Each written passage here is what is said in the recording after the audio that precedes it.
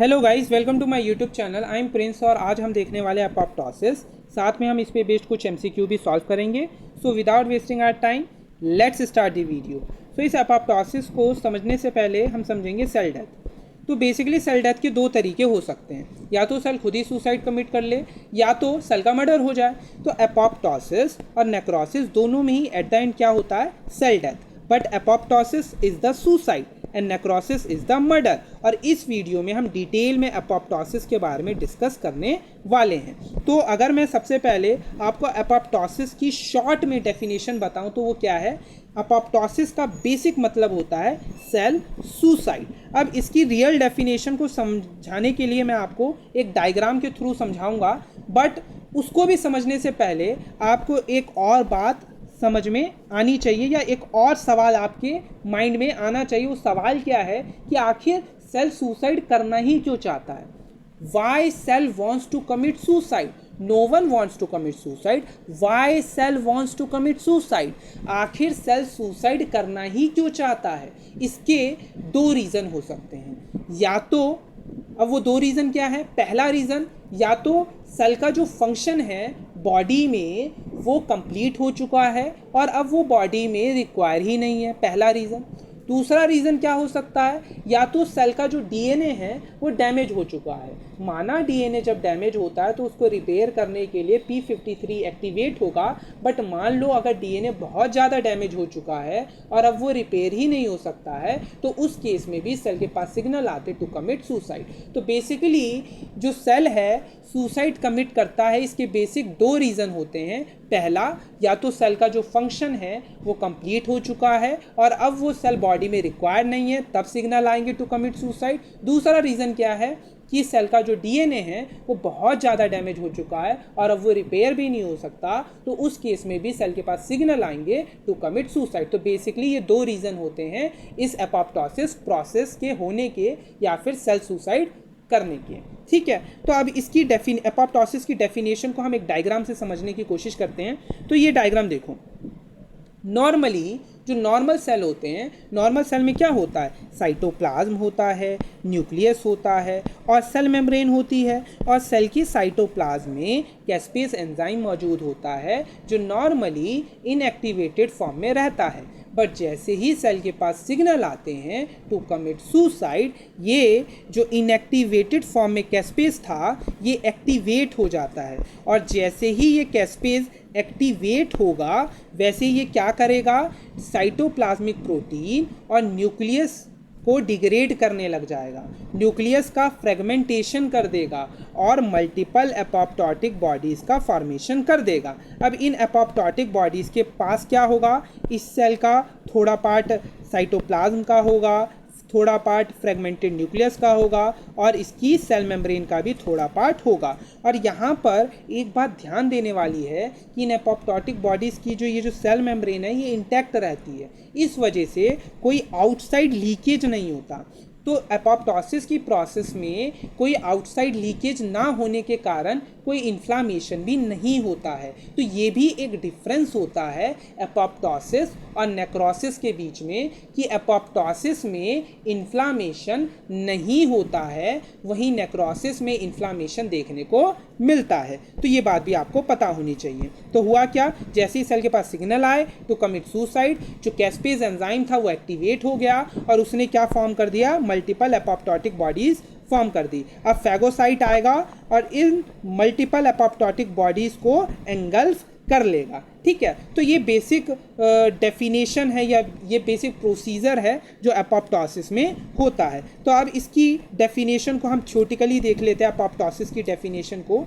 So what is apoptosis? So it is a pathway of cell death that is induced by a tightly regulated intracellular program in which cell is destine to die. जैसे ही cell के पास signal आए to commit suicide, वैसे क्या हुआ? Activate हो गया एंजाइम कैस्पेज और उसने क्या किया? डिग्रेड कर दिया cell own nuclear DNA and cytoplasmic protein और मल्टीपल एपोप्टोटिक बॉडीज़ का फॉर्मेशन कर दिया। और फिर फैगोसाइट आएगा और उसे एंगल्फ कर लेगा। द सेल इज फैगोसाइटोज्ड देर। अब सेल मेम्ब्रेन इंटैक्ट रहती है, मैंने बताया एपोप्टोसिस में, तो there is no leakage outside, और लीकेज आउटसाइड नहीं होगा so there is no inflammation. ठीक है, तो इन्फ्लामेशन भी नहीं होता है अपोप्टोसिस की प्रोसेस में। तो ये मैंने आपको पूरा डेफिनेशन अच्छे से समझा दिया अपोप्टोसिस का। अब इसके मैकेनिज्म पर चलते हैं। तो अगर मैं अपोप्टोसिस की मैकेनिज्म की बात करूं तो मैकेनिज्म में दो पाथवे हैं, एक्सट्रिंसिक पाथवे, इंट्रिंसिक पाथवे। अब एक्सट्रिंसिक पाथवे और इंट्रिंसिक पाथवे कहने का मतलब क्या है, मैंने बताया सेल के पास सिग्नल आएंगे टू कमिट सुसाइड। अब ये सिग्नल आएंगे कहाँ से, या तो सेल के बाहर से आएंगे या तो सेल के अंदर से आएंगे। अगर सेल के बाहर से आ रहे हैं तो उस केस में क्या होगा, एक्सट्रिंसिक पाथवे, और अगर सेल के अंदर से आ रहे हैं टू कमिट सुसाइड तो उस केस में क्या होगा, इंट्रिंसिक पाथवे। अगर सिग्नल सेल के बाहर से आएगा तो उस केस में एक्सट्रिंसिक पाथवे होगा, अगर सिग्नल सेल के अंदर से आएगा तो उस केस में इंट्रिंसिक पाथवे होगा। अब दोनों ही पाथवे में दो दो फेजेस होते हैं। एक्सट्रिंसिक पाथवे में भी इनिशिएशन फेज होगा, फिर एग्जीक्यूशन फेज होगा, और इंट्रिंसिक पाथवे में भी पहले इनिशिएशन फेज होगा और फिर एग्जीक्यूशन फेज होगा। तो इसके मैकेनिज्म को समझाने के लिए मैं आपको तीन स्टोरी के थ्रू समझाऊंगा। पहली स्टोरी के थ्रू मैं आपको एक्सट्रिंसिक पाथवे का इनिशिएशन फेज समझाऊंगा, दूसरी स्टोरी में मैं आपको इंट्रिंसिक पाथवे का इनिशिएशन फेज समझाऊंगा, और तीसरी स्टोरी में ये दोनों स्टोरी को कनेक्ट करते हुए मैं आपको एग्जीक्यूशन फेज समझाऊंगा, दोनों पाथवे का इकट्ठे, एक्सट्रिंसिक पाथवे का भी इंट्रिंसिक पाथवे का भी। क्योंकि चाहे एक्सट्रिंसिक पाथवे हो या इंट्रिंसिक पाथवे हो, जो एग्जीक्यूशन फेज होता है वो कॉमन होता है दोनों पाथवे के लिए। तो इसको हम एकदम एंड में इकट्ठे देख लेंगे। तो पहले मैं आपको समझाऊंगा एक्सट्रिंसिक पाथवे का इनिशिएशन फेज, फिर मैं आपको समझाऊंगा इंट्रिंसिक पाथवे का इनिशिएशन फेज, और फिर मैं आपको दोनों पाथवे का एग्जीक्यूशन फेज समझाऊंगा। तो पहले हम स्टार्ट करते हैं एक्सट्रिंसिक पाथवे के इनिशिएशन फेज से। ठीक है, एक्सट्रिंसिक पाथवे यानी सिग्नल सेल के बाहर से आएंगे। So initiation phase is initiated through a specific receptor called death receptor. और वो डेथ रिसेप्टर कौन से होते हैं, फास्ट प्रोटीन या फिर CD95, और कौन से होते हैं, दूसरा कौन सा होता है, TNF रिसेप्टर। TNF यानी ट्यूमर नेक्रोसिस फैक्टर। तो बेसिकली होता क्या, ये देखो ये सेल है, नॉर्मली सेल की सरफेस पे मल्टीपल डेथ रिसेप्टर मौजूद होते हैं जिसे हम फास्ट या फिर CD95 रिसेप्टर बोलते हैं। ये नॉर्मल सेल में इनएक्टिवेटेड फॉर्म में रहते हैं। अगर मैं थोड़ा जूम करके दिखाऊं तो कुछ इस तरीके से। बट जैसे ही फास्ट लीगेंड आता है और इन डेथ रिसेप्टर से बाइंड करता है तो देखो होता क्या है, समझो। अब जैसे ही फास्ट लीगेंड इन डेथ रिसेप्टर से बाइंड करेगा वैसे ही ये डेथ रिसेप्टर क्या हो जाएंगे, एक्टिवेट हो जाएंगे। और देखो इनिशियली जो डेथ रिसेप्टर सेल के सरफेस में मौजूद हैं इनके बीच में डिस्टेंस देखो दूर दूर है, ठीक है, ये दूर दूर होते हैं। बट जैसे ही ये लीगेंड इन डेथ रिसेप्टर से बाइंड करता है वैसे ये डेथ रिसेप्टर पास पास आ जाते हैं। ये डेथ रिसेप्टर जो सेल की सरफेस में मौजूद थे, मल्टीपल डेथ रिसेप्टर, ये पहले तो दूर दूर थे, बट जैसे ही लीगेंड बाइंड किया इस डेथ रिसेप्टर से, ये जो डेथ रिसेप्टर्स थे ये पास पास आ जाएंगे, और पास पास आकर क्या फॉर्म कर लेंगे, डेथ डोमेन, जिसे हम क्या बोलेंगे, FADD, fast associated death domain. और ये जो फास्ट एसोसिएटेड डेथ डोमेन करता क्या है कि आपको पता होगा, मैंने बताया अभी थोड़ी देर पहले कि जो सेल का साइटोप्लाज्म है उसके अंदर क्या मौजूद है, कैस्पेज एंजाइम प्रेजेंट है। और ये caspase enzyme, multiple caspase enzyme present है, caspase 1, caspase 2, caspase 3, caspase 4, caspase 5 and so on.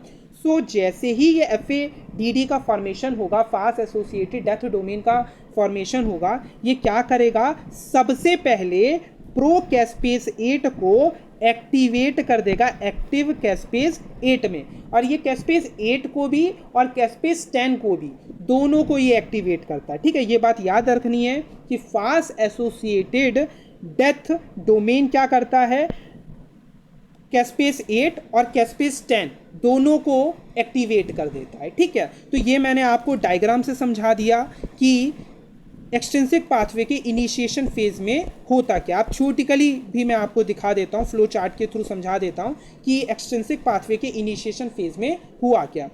क्या हुआ, फास्ट रिसेप्टर या फिर डेथ रिसेप्टर थे मल्टीपल, है ना, प्रेजेंट थे।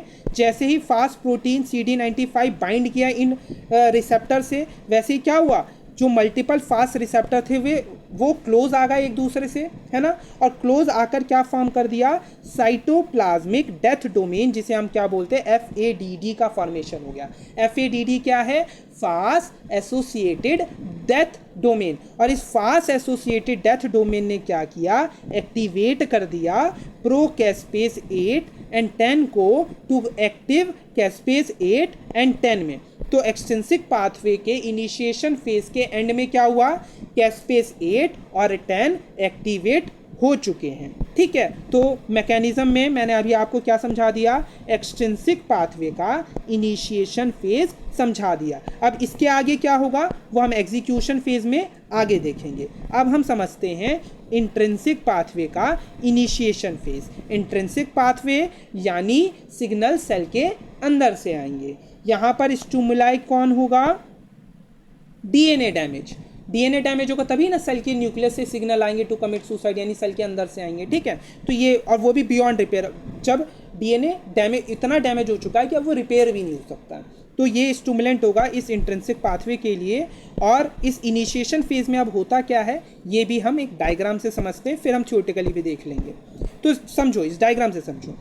अब ये सेल है, ठीक है, ये नॉर्मल सेल है, यहाँ DNA है और यहाँ ये माइटोकॉन्ड्रिया है। माइटोकॉन्ड्रिया की दो मेम्ब्रेन होती है, आउटर मेम्ब्रेन है, ये इनर मेम्ब्रेन है। अब इस आउटर मेम्ब्रेन, माइटोकॉन्ड्रिया की आउटर मेम्ब्रेन और इनर मेम्ब्रेन के बीच में हमारा क्या मौजूद होता है, साइटोक्रोम C। और ये साइटोक्रोम C हमारा साइटोप्लाज्म में नॉर्मली कभी भी नहीं प्रेजेंट होता, क्योंकि अगर ये साइटोक्रोम C सेल के साइटोप्लाज्म में आ जाए तो ये एपोप्टोसिस कॉज कर देता है सेल का।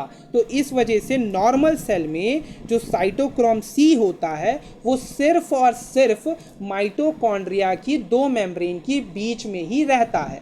बट आपको पता होगा कि माइटोकॉन्ड्रिया की इन मेम्ब्रेन में क्या प्रेजेंट होते हैं, ट्रांजिएंट प्रेजेंट होते हैं, डोट टाइप प्रेजेंट होते हैं। उसके थ्रू ये साइटोक्रोम C लीक कर सकता है सेल के साइटोप्लाज्म में। बट लीक ना करे, इसको प्रिवेंट करने के लिए इन ट्रांजिएंट, इन डोर के पास क्या मौजूद होते हैं, कुछ गार्ड्स प्रेजेंट होते हैं जो प्रिवेंट करते हैं साइटोक्रोम C को सेल के साइटोप्लाज्म में आने से।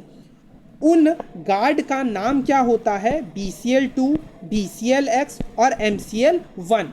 इनको हम एंटी एपोप्टोटिक प्रोटीन या फिर एंटी एपोप्टोटिक मॉलिक्यूल भी बोलते हैं, क्योंकि ये एपोप्टोसिस को एक तरीके से प्रिवेंट कर रहे हैं। क्योंकि अगर ये साइटोक्रोम C सेल के साइटोप्लाज्म में आ जाए तो ये एपोप्टोसिस कॉज कर सकता है। बट इसको प्रिवेंट करने के लिए साइटोक्रोम C माइटोकॉन्ड्रिया की दो मेम्ब्रेन में जो प्रेजेंट है, cytochrome C between the two membranes of the mitochondria में जो ये प्रेजेंट है साइटोक्रोम C, इसको सेल के साइटोप्लाज्म में आने से रोक देता है और एक तरीके से ये एपोप्टोसिस को प्रिवेंट कर देता है। इसीलिए इन गार्ड्स को हम एंटी एपोप्टोटिक प्रोटीन या फिर मॉलिक्यूल बोलते हैं, जिसका नाम है BCL2, BCLX और MCL1। बट ध्यान से सुनो, अब जैसे ही DNA डैमेज होगा, जैसे ही DNA डैमेज होगा वैसे ही सिग्नल जाएंगे माइटोकॉन्ड्रिया के पास, और ये जो एंटी एपोप्टोटिक मॉलिक्यूल या फिर ये जो गार्ड्स प्रेजेंट थे ये रिप्लेस हो जाएंगे by the pro apoptotic molecule box, बाक, बिम, बाड। ये क्या है, प्रो एपोप्टोटिक मॉलिक्यूल। क्यों इन्हें प्रो एपोप्टोटिक मॉलिक्यूल कह रहे हैं, क्योंकि ये जो एंटी एपोप्टोटिक मॉलिक्यूल थे ये प्रिवेंट कर रहे थे साइटोक्रोम C को सेल के साइटोप्लाज्म में आने से प्रिवेंट कर रहे थे। बट जैसे ही DNA डैमेज हुआ और सिग्नल गए माइटोकॉन्ड्रिया के पास, ये जो एंटी एपोप्टोटिक प्रोटीन्स थे ये रिप्लेस हो गए by the pro apoptotic protein box, बाक, बिम, बाड। अब जैसे ही ये प्रो एपोप्टोटिक प्रोटीन इन एंटी एपोप्टोटिक प्रोटीन की जगह लेंगे वैसे ही ये ट्रांजिएंट ओपन हो जाएगा, एक तरीके से दरवाजा अब ओपन हो जाएगा और ये साइटोक्रोम C इस माइटोकॉन्ड्रिया की जो दो मेम्ब्रेन में प्रेजेंट था ये यहाँ से सेल के साइटोप्लाज्म में आ जाएगा। और जैसे ही ये सेल के साइटोप्लाज्म में आ जाएगा वैसे ही क्या होगा, वैसे ही ये आके क्या करेगा, प्रो कैस्पेज 9 को एक्टिवेट करके एक्टिव कैस्पेज 9 में कन्वर्ट कर देगा।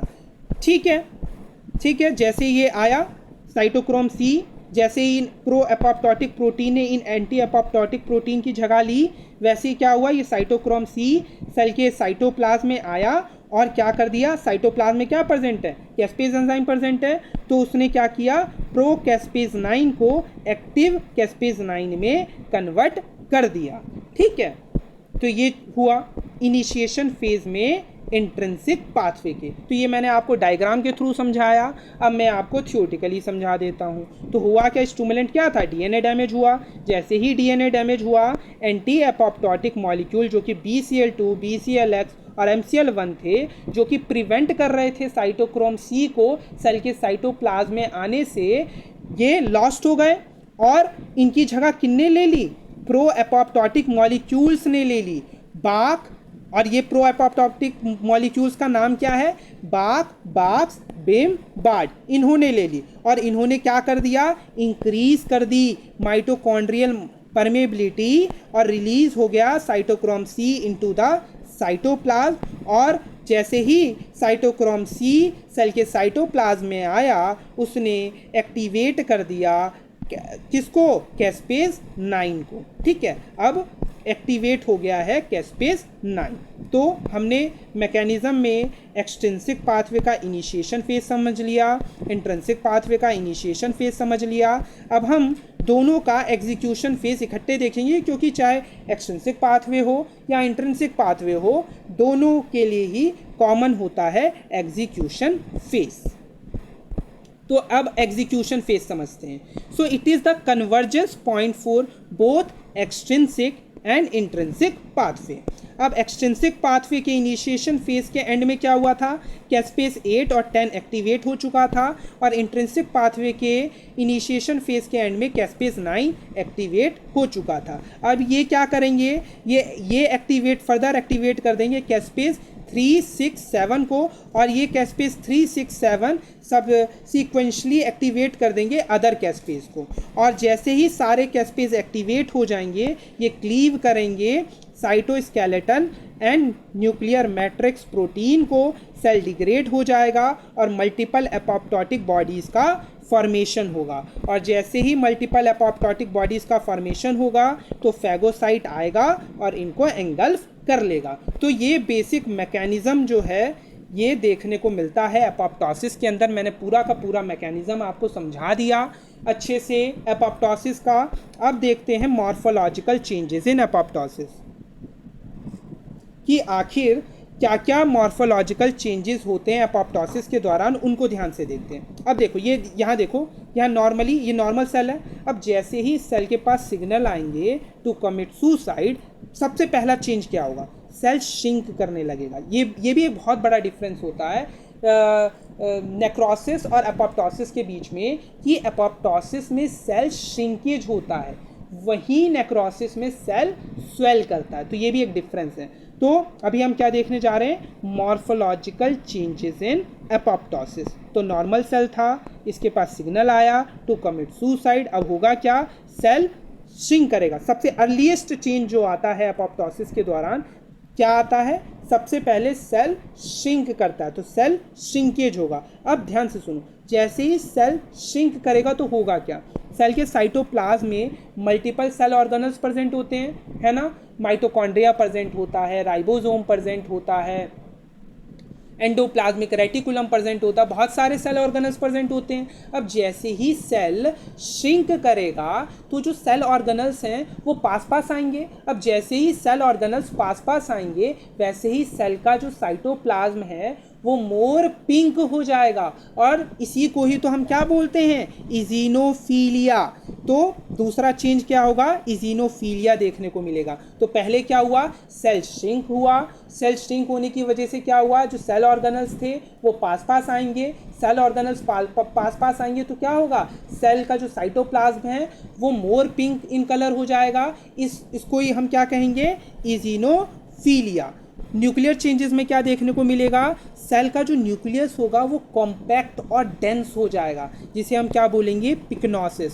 और फिर इसके बाद क्या देखने को मिलेगा, जो सेल का जो न्यूक्लियस है उसका फ्रेगमेंटेशन हो जाएगा, फ्रेगमेंट्स में टूट जाएगा, जिसे हम क्या बोलेंगे, कैरियोरेक्सिस। और उसके बाद सेल की सरफेस पे मल्टीपल ब्लैप्स फॉर्म हो जाएंगी। देखो मल्टीपल ब्लैप्स फॉर्म हो जाएंगी सेल की सरफेस पे, ये मल्टीपल ब्लैप्स देखने को मिलेंगे। और यहाँ पर कैस्पेज एंजाइम एक्टिवेट हो चुका होगा, और ये कैस्पेज एंजाइम क्या कर देगा, मल्टीपल एपोप्टोटिक बॉडीज फॉर्म कर देगा। तो फिफ्थ चेंज ये देखने को मिलेगा। फिर फैगोसाइट आएगा और फिर फैगोसाइटोसिस देखने को मिलेगा। तो बेसिकली एपोप्टोसिस के दौरान क्या क्या मॉर्फोलॉजिकल चेंजेस होंगे, तो टोटल 6 मॉर्फोलॉजिकल चेंजेस होंगे।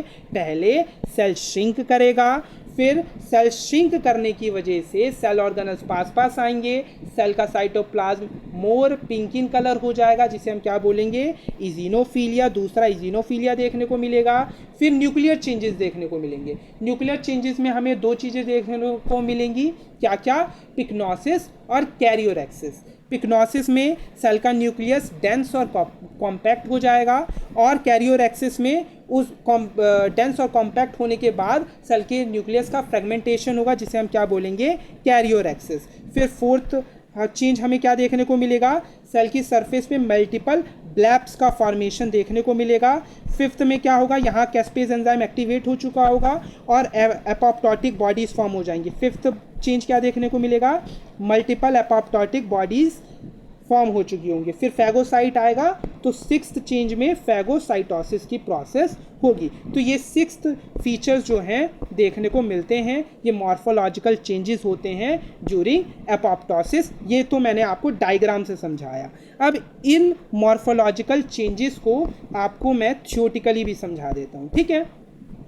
तो पहला चेंज क्या हुआ, cellular shrinkage is the earliest change. ये बात याद रखना कि एपोप्टोसिस के दौरान अर्लीस्ट चेंज जो है क्या है, cellular shrinkage. It is due to damage to cytoskeletal protein. दूसरा क्या, जैसे सेल श्रिंकेज की वजह से क्या होगा, सेल ऑर्गेनल्स पास पास आएंगे, cytoplasm more pink in colour, यानी इजिनोफीलिया। तीसरा न्यूक्लियर चेंजेस देखने को मिलेंगे। पहले क्रोमेटीन कंडेंसेशन होगा और न्यूक्लियर कॉम्पैक्ट हो जाएंगे, जिसे हम क्या बोलेंगे, पिक्नोसिस। और उसके बाद न्यूक्लियर फ्रेगमेंटेशन देखने को मिलेगा, जिसमें क्या होगा, it is due to activity of endonucleases and caspases, जिसे हम क्या बोलेंगे, कैरियोरेक्सिस। और ये बात याद रखना, न्यूक्लियर, अब 2 क्वेश्चन होते हैं कि एपोप्टोसिस के दौरान अर्लीस्ट चेंज क्या है, तो वो सेलुलर श्रिंकेज है। और अगर एपोप्टोसिस के दौरान मोस्ट कैरेक्टरिस्टिक फीचर कोई पूछे तो वो क्या है, nuclear changes. Nuclear changes are the most characteristic feature of the apoptosis, जिसमें पिक्नोसिस और कैरियोरेक्सिस आता है, ठीक है। तो एक बार डायग्राम से देखते हैं। ये नॉर्मल सेल है। पहले क्या होगा, नॉर्मल सेल का देखो न्यूक्लियस है, नॉर्मल न्यूक्लियस। पिक्नोसिस में क्या होगा, ये देखो कॉम्पैक्ट होंगे और डेंस होगा, न्यूक्लियस कॉम्पैक्ट और डेंस होगा, ठीक है। इसके बाद इस न्यूक्लियस का क्या होगा, फ्रेगमेंटेशन होगा। तो ये जो कॉम्पैक्ट और डेंस हुआ इसको बोला पिक्नोसिस, और इसका जो फ्रेगमेंटेशन हुआ इसको क्या बोला, कैरियोरेक्सिस, ठीक है। ये तीसरा चेंज। चौथा चेंज क्या था, साइटोप्लाज्मिक मेम्ब्रेन में मल्टीपल सरफेस ब्लैप्स देखने को मिलेंगे, मैंने डायग्राम में भी दिखाया था, ठीक है। सेल मेम्ब्रेन, बट जो सेल मेम्ब्रेन है वो इंटैक्ट रहेंगी, सेल मेम्ब्रेन इंटैक्ट रहेंगी, दस preventing leaking out of cellular content, जिसकी वजह से जो सेलुलर कंटेंट है वो लीक आउट नहीं करेगा, तो सेल स्वेलिंग भी नहीं होती है, यहाँ पर इन्फ्लामेशन भी नहीं देखने को मिलता है एपोप्टोसिस के दौरान, ठीक है। तो ये मैंने आपको पूरा डायग्राम के थ्रू दिखाया, एक और बार देख लो। पहले सेल श्रिंकेज होगा, फिर इजिनोफीलिया, फिर पिक्नोसिस और कैरियोरेक्सिस देखने को मिलेगा, ये न्यूक्लियर चेंजेस में आएंगे। फिर मल्टीपल ब्लैप्स फॉर्म होंगे, फिर एपोप्टोटिक बॉडीज फॉर्म होंगी, फिर फैगोसाइट आएगा और फैगोसाइटोसिस देखने को मिलेगा। फिफ्थ चेंजेस में क्या है, हमारे nuclear fragments and cytoplasmic organelles from membrane bound apoptotic bodies form होंगी। These are membrane bound round masses of eosinophilic cytoplasm with tightly packed organelles which may contain nuclear debris. These apoptotic bodies are recognized by phagocyte and destroyed. Characteristically, unlike necrosis, there is no inflammatory reaction around apoptosis. तो ये बहुत important difference है कि apoptosis में inflammation देखने को नहीं मिलता, वहीं नेक्रोसिस में इन्फ्लामेशन देखने को मिलता है। ठीक है, अब चलते हैं हम एपोप्टोसिस की डायग्नोसिस पे। ठीक है, हमने एपोप्टोसिस के मॉर्फोलॉजिकल चेंजेस देख लिए, अब एपोप्टोसिस की डायग्नोसिस की बात करते हैं। अब इसको डायग्नोस कैसे करेंगे, तो इसके लिए हमारे पास एपोप्टोटिक मार्कर्स आते हैं। पहला तो तरीका है एपोप्टोटिक मार्कर्स के थ्रू। तो एपोप्टोटिक मार्कर्स क्या है, वो तो हमारे पास एक ब्राउन कलर का लिक्विड होता है जिसे बोलते हैं हम एनेक्सिन 5। होता क्या है, इस ब्राउन कलर के लिक्विड, ये जो हमारा एनेक्सिन 5 है, इसको हम क्या करते हैं, स्लाइड पे अच्छे से फैला देते हैं। ठीक है, इसको अच्छे से फैला देंगे। इसके बाद हम थोड़ी देर वेट करेंगे, फिर स्लाइड को वॉश करने के बाद जो एपोप्टोटिक सेल हैं वो ही पिकअप कर लेंगे इस एनेक्सिन 5 को। Only apoptotic cell will pick up this annexin 5।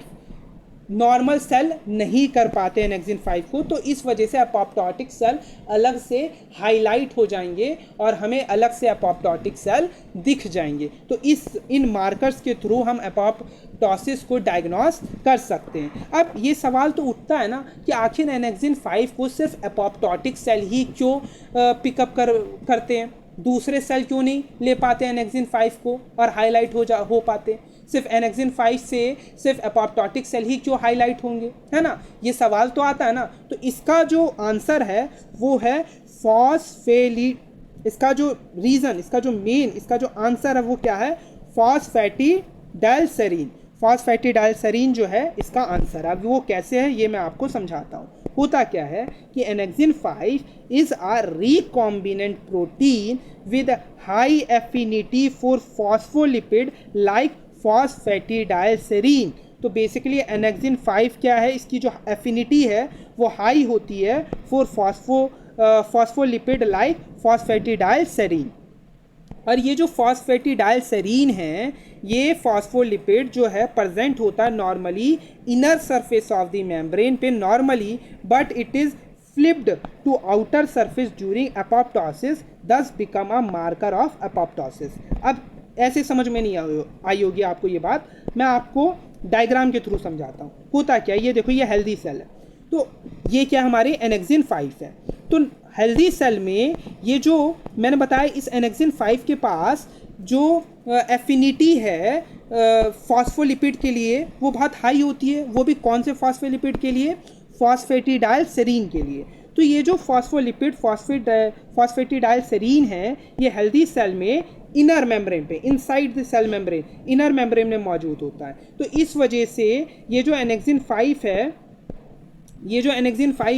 ये हमारा हेल्दी सेल जो है इसको ले नहीं पाता, क्योंकि ये इनसाइड द मेम्ब्रेन प्रेजेंट होता है। बट एपोप्टोसिस के दौरान मैंने आपको बताया था क्या फॉर्म होते हैं, ब्लैप्स फॉर्म होते हैं। और ये जो मल्टीपल ब्लैप्स फॉर्म हुए हैं या फिर ये जो फ्लिप फ्लैप हुआ है, उस वजह से ये जो फॉस्फेटिडाइलसेरीन है ये कहाँ जाता है, ये आउटसाइड आ जाता है। ठीक है, ये आउटसाइड आ जाता है और ये जो फिर हमारे एनेक्सिन 5 हैं ये इससे बाइंड कर जाते हैं और अलग से हाईलाइट हो जाते हैं। तो होता क्या है कि हमारा हेल्दी सेल था, तो यहाँ पर नो फ्लोरेसेंस, यहाँ पर हाईलाइट नहीं होंगे in the presence of healthy cell that have phosphatidylserine located on the inner surface of the cell membrane, क्योंकि जो फॉस्फेटिडाइलसेरीन है वो inner surface of the cell membrane में प्रेजेंट है। इस वजह से एनेक्सिन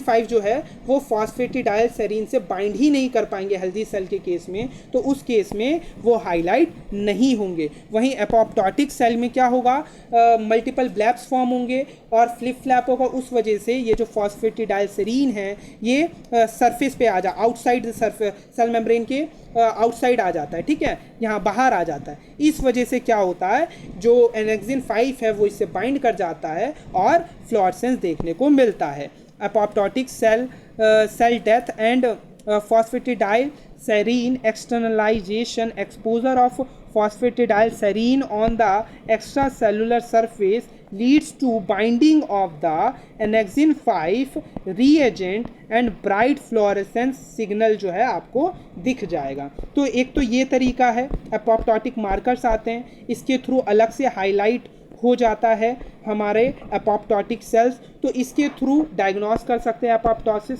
दूसरा तरीका क्या है, इसके अलावा दूसरा तरीका है हमारा इलेक्ट्रोफोरेसिस। इलेक्ट्रोफोरेसिस के थ्रू भी डायग्नोस किया जाता है एपोप्टोसिस को। अब एग्रॉस जेल इलेक्ट्रोफोरेसिस से हम कैसे डायग्नोस करेंगे एपोप्टोटिक सेल को, इसको समझते हैं। होता क्या है, आपको मैंने बताया था कि नॉर्मली जो सेल है, नॉर्मली क्या होता है, जो सेल का जो न्यूक्लियस होता है ना, नॉर्मली सेल का न्यूक्लियस प्रेजेंट होता है नॉर्मल, ठीक है। बट एपोप्टोसिस के दौरान क्या होता है, न्यूक्लियस का फ्रेगमेंटेशन होता है, न्यूक्लियस टूट जाता है डिफरेंट फ्रेगमेंट्स में।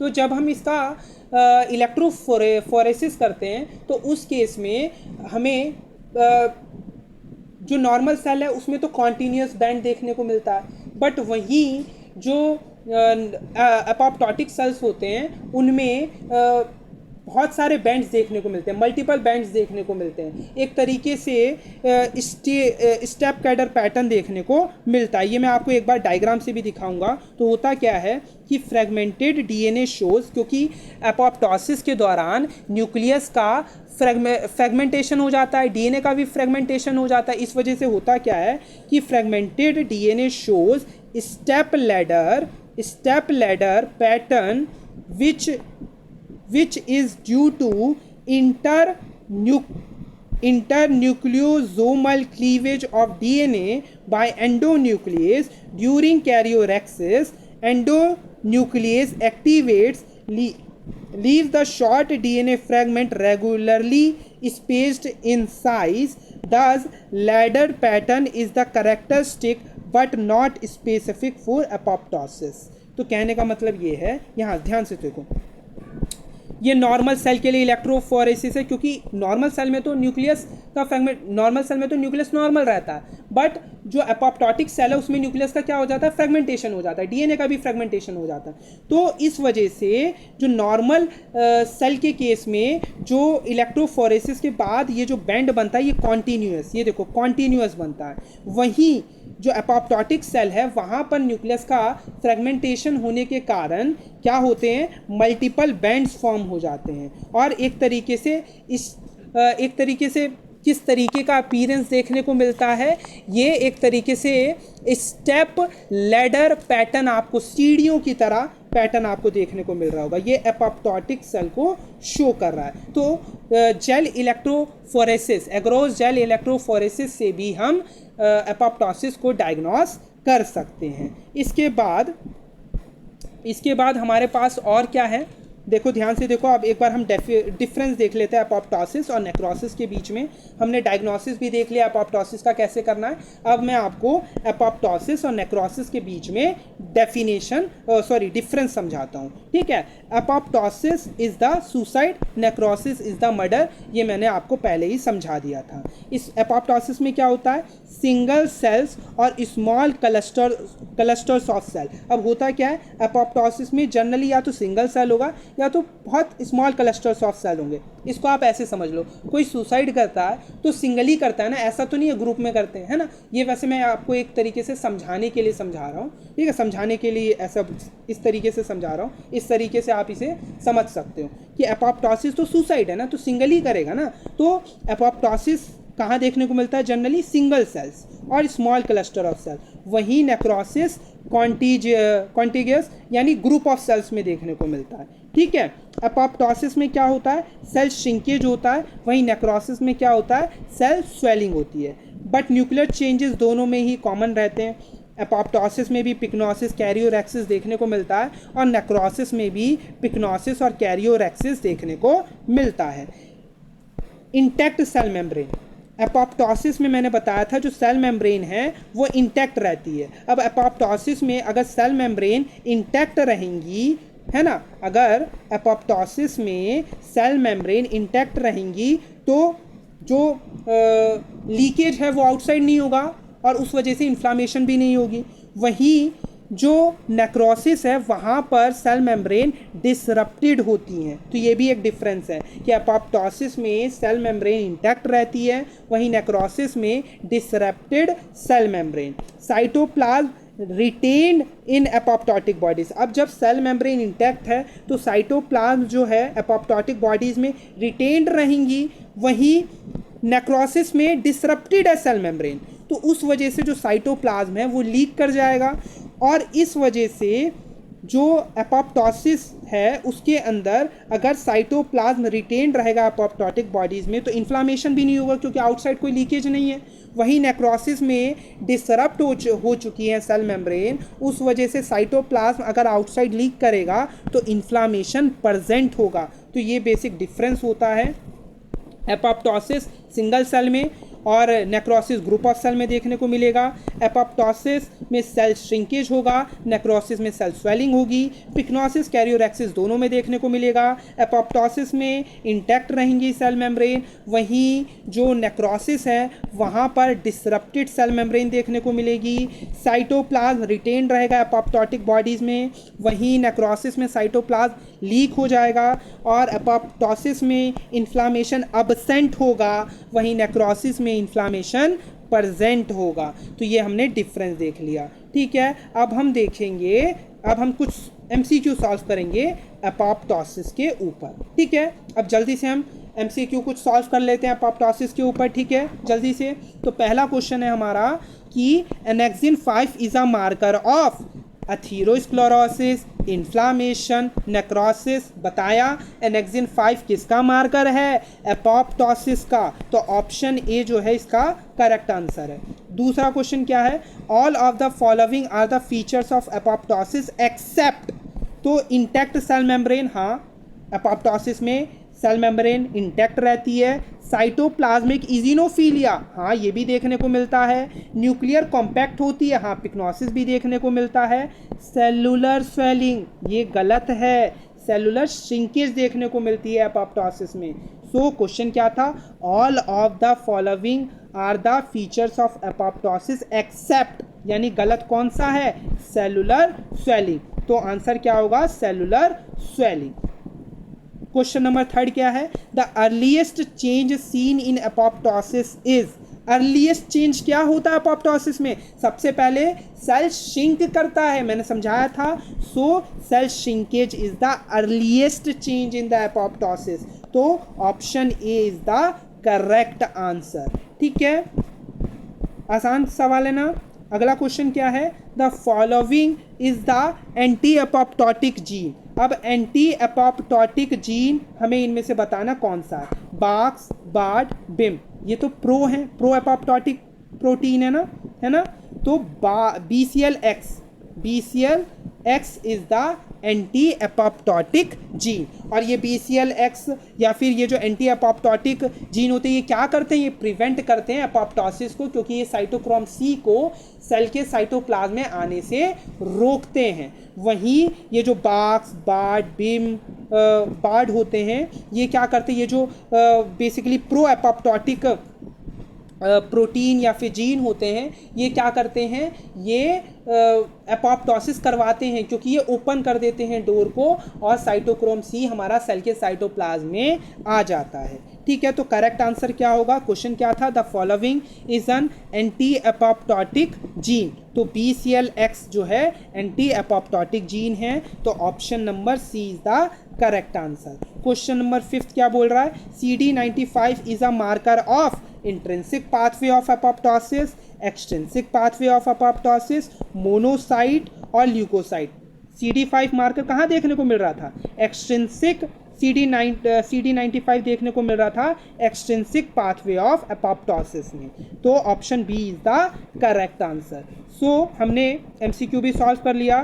सो इसी के साथ ये जो हमारा पूरा का पूरा टॉपिक था विद MCQ एपोप्टोसिस कंप्लीट हुआ। मिलते हैं ऐसी एक नई वीडियो के साथ, तब तक खुश रहें, मस्त रहें। जय हिंद।